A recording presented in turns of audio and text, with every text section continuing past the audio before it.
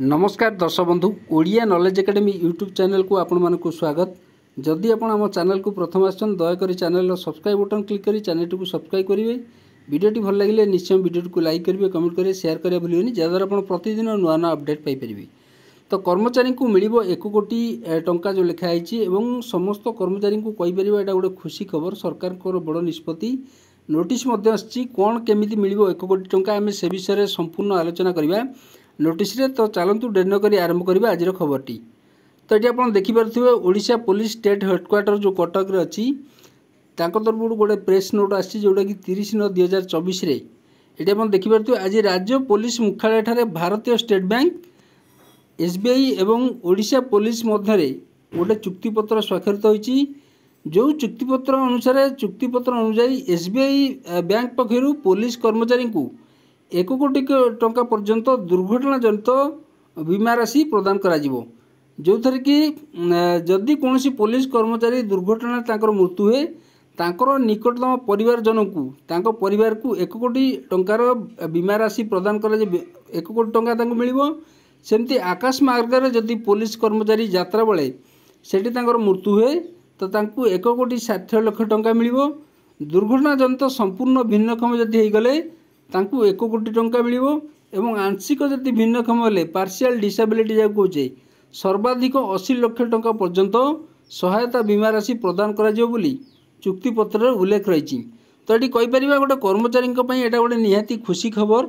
ये सब सुविधा आपड़ जानते प्राइवेट जो कंपनी मानक जो चाकरी करुँच कर्मचारी से प्रायतः प्रदान कराई थाए नले कौन व्यक्ति विशेष जदि निजर व्यक्तिगत बीमा राशि नहीं थांती ताहले तांको एटा प्रदान करा जाए। किंतु जो सरकार को निष्पत्ति अनुसार जो आमर ओडिशा पुलिस जो मैंने अच्छी बा सरकारी कर्मचारी पुलिस कर्मचारी जो मैंने सेमानकु एटा प्रदान करा जिवो एवं जहाँद्वारा कि तांकर निश्चय द्वारा मनोबल वृद्धि हेबो एवं सेमाने कार्य ठीक रे मध्य करि परिबे काहेकि ना या द्वारा तांको परिवार को निश्चय लाभ मिलिबो। या व्यतीत नक्सल जदि आक्रमण रे पुलिस कर्मचारी मृत्यु घटिले पाखापाखि ये देखूँ लिखाई 1 कोटी 20 लाख टंकार सहायता राशि एसबीआई पक्षर प्रदान कराए कहुई।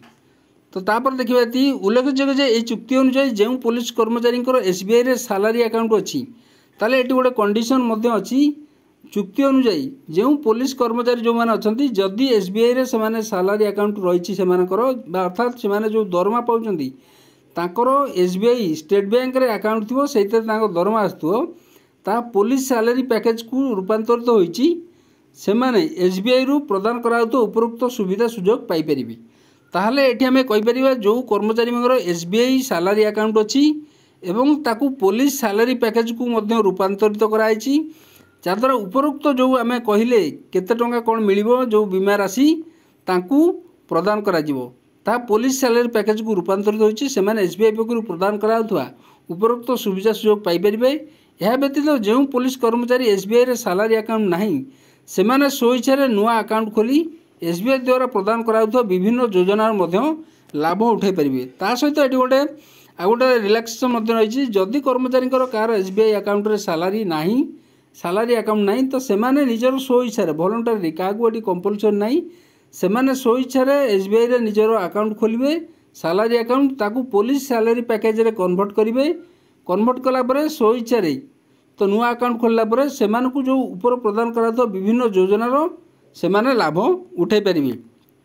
चुक्तिपत्र स्वाक्षर समय अतिरिक्त आरक्षी महानिर्देशक मुख्यालय RK Sharma IG provisioning Shri Jitendra Koyal एवं एआईजी मुख्यालय श्री जुगल किशोर बनूत सहित भारतीय स्टेट बैंक मुख्य महाप्रबंधक श्री दिनेश पुर्थी तो एमती अनेक वरिष्ठ अधिकारी जो मैंने अच्छा एसबीआई और ओडिशा पुलिस तरफ उपस्थित थे। ये आप देखिपे लोकसंपर्क अधिकारी जी अच्छा सिग्नेचर अच्छी एटा कहीपर जे एटा गोटे बहुत गुरुत्वपूर्ण गोटे निष्पत्ति पुलिस विभाग तरफ या द्वारा निश्चय पुलिस कर्मचारी मैंने लाभवान हेबे एवं सेमानंकर असुविधा समय एटा निहाती परिवार को गोटे मनोबल दब।